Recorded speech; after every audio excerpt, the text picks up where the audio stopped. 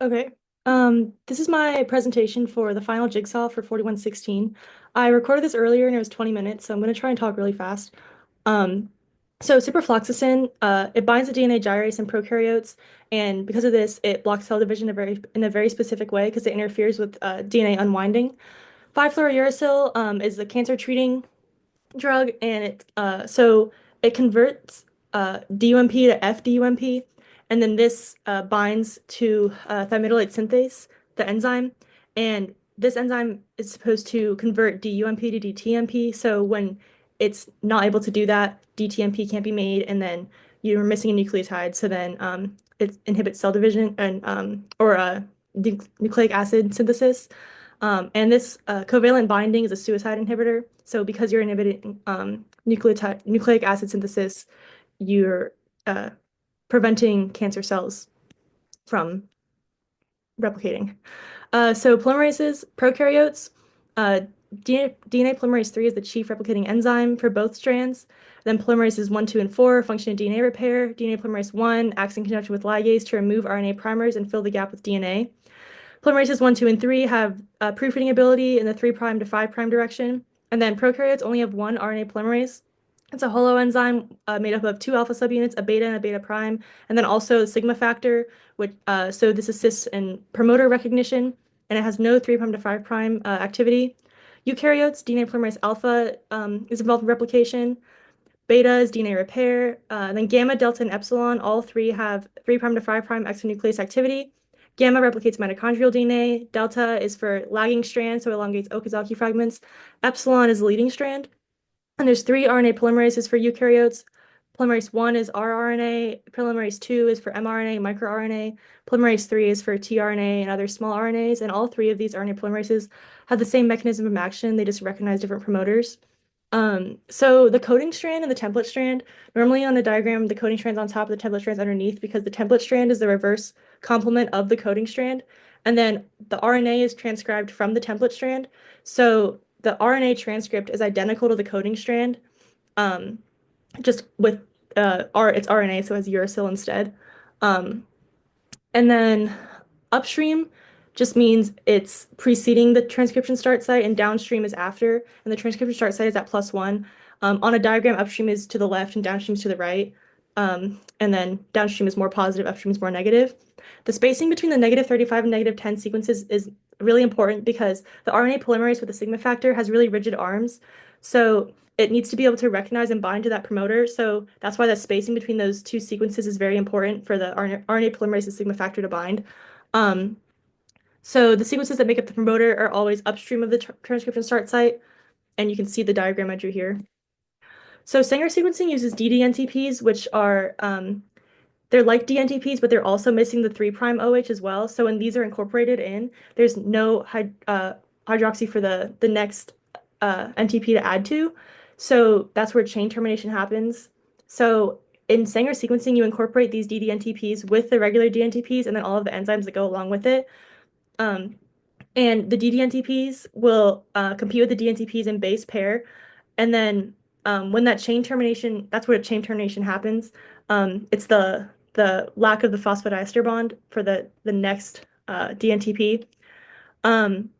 So when you have all these fragments created from the ddNTPs adding, you can run them through a gel and you can see which one's the shortest, it goes the furthest, and then the longest is travels the least. And you can piece together the sequence that way. And you know which base is which because you'll attach fluorescent tags to the ddNTPs corresponding to each base. So like the 4 different colors for the 4 different bases.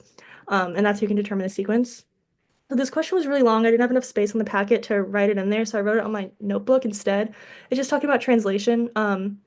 So basically, ribosomes move along the mRNA in the 5' to 3' direction, and they recruit charged tRNAs with the anticodons that match the codons on the RNA, the mRNA, and that's how the protein is formed. So it's methionine tRNA for eukaryotes, and then N-formyl methionine for prokaryotes. And then they bind to the ribosome at the P site, the start codon, and then so the formation of the initiation complex is what I'm going to talk about. Prokaryotes have a Shine-Delgarno sequence, which is upstream of the start codon, and it directs the 16S rRNA, which is part of the small ribosomal subunit, to bind to the mRNA. So that's a much simpler process than in eukaryotes. Eukaryotes have a Kozak sequence, and this aids in defining the start codon, and then the methionine tRNA forms a complex with elongation factors and GTP, which binds to the small ribosomal subunit with another elongation factor. And then there's the 5' cap with another elongation factor with ATP, all involved, all involved with the unwinding of mRNA to be able to locate the start codon. And then the GTP is hydrolyzed, the elongation factors are released, and the mRNA is bound to the small ribosomal subunit. So once it's bound to the small subunit, then the large subunit can come and make the hamburger and create the PA and E sites for the tRNAs to bind. Um, so tRNAs, they um, they're bound for the chain elongation. So the charged tRNAs are made based on their anticodon that corresponds to an amino acid. So the enzyme aminoacyl tRNA synthase uh, does this. There's 20 different enzymes for the 20 different amino acids. So the amino acid is activated when the carbonyl reacts with ATP to make this enzyme AMP complex. And then the tRNA, the charged or the tRNA synthase uses the error checking and recognizes different nucleotide sequences within the tRNA to make sure it attaches the correct amino acid. And this whole process is why it's known as the second genetic code. Wobble hypothesis just states that there's degeneracy in the third position of the codon. So that third position doesn't always follow Watson-Crick base pairing rules. So the first two positions are important. The third one, it doesn't have to be exact. And then translation occurs in the ribosome, primarily in the cytoplasm, fueled by GTP. The three basic steps are initiation, elongation, and termination. Um, Initiation, I'd already talked about. Elongation, there's three main steps: the charged tRNA binding at the A site, and then the peptidyl catalyzes the transpeptidation or the peptide bond formation. And then translocation is when elongation factors and GTP shift the ribosome and the tRNAs and everything, so that the tRNA that was in the A site, the peptide from the P site tRNA moves over to the A site, elongates the chain, and then now the tRNA in the P site that doesn't have a peptide moves to the E site, is ejected, and then the one that was in the A site moves to the P site. Now the A site's open for the next one. That's translocation. And then translation ends when there's a stop codon, UAA, UAG, or UGA, and that's because there's no tRNA with an anticodon to pair with these codons.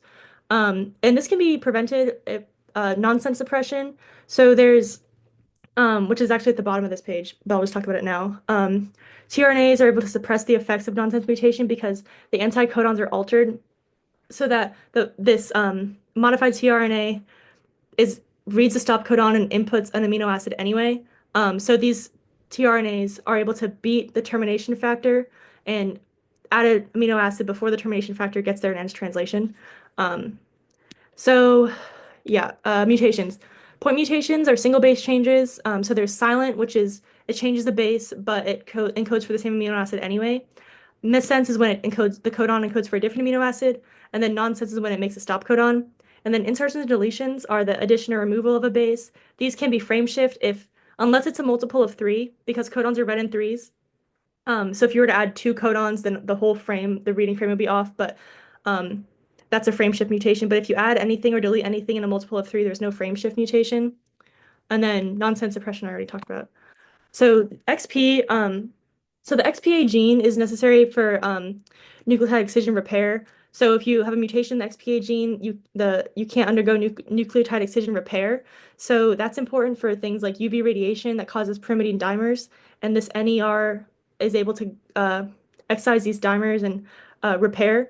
But if you don't have the gene to allow this to happen, then patients with xeroderma pigmentosum are now very susceptible to UV radiation because they can't excise their pyrimidine dimers, and they're very sensitive to sunlight as a result. They're the children of the night. So mutations, there's exogenous and endogenous. Exogenous is environmental, so you have physical mutagens like UV, which I just talked about, ionizing radiation like X-rays. So free radicals within the cell react with reactive oxygen species, and there's single and double strand breaks, which is repaired by DS double strand break repair. Chemical mutagens, so procarcinogens, carcinogens, or cancer-causing agents. Benzodiazepines convert to BPDE and interfere with the P53 gene. The P53 gene is a tumor suppressor, so like programmed cell death. So if there's like cancer, rapid cell division, this gene stops that, but if it's interfered with, then obviously it's not going to stop it. And nucleotide excision repair repairs that. Endogenous is from within, so there's hydrolysis, like the depurination, depyrimidation. Base excision repair repairs this. Deamination, like the formation of unnatural bases, is the most common. Again, base excision repair. Also, there could be a polymerase incorporating the wrong base or polymerase stuttering due to long tandem repeats. Mismatch repair repairs that. Next question. So the elongation factors, EF2 and EFG, are G proteins and prokaryotes. EF2 binds the charged tRNA and delivers it to the A site. Then EFG, in conjunction with GTP, promotes translocation. So that's the whole thing I was talking about before, where the ribosome moves and then the tRNAs move, all of that. So that whole process is catalyzed by the hydrolysis of GTP, um, which fuels that conformational change. Um, so the literature, the glycation is a non-enzymatic phthalate modification. It's particularly affecting histones. So it's basically the reactive amino acids reacting with something like MgO, which is a byproduct of glycolysis.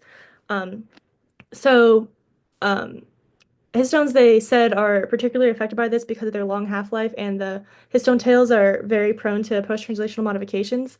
So figure 2a shows that of the purified histones and purified core histones, so excluding H1, the most reactive is H3 and the least reactive is H2a.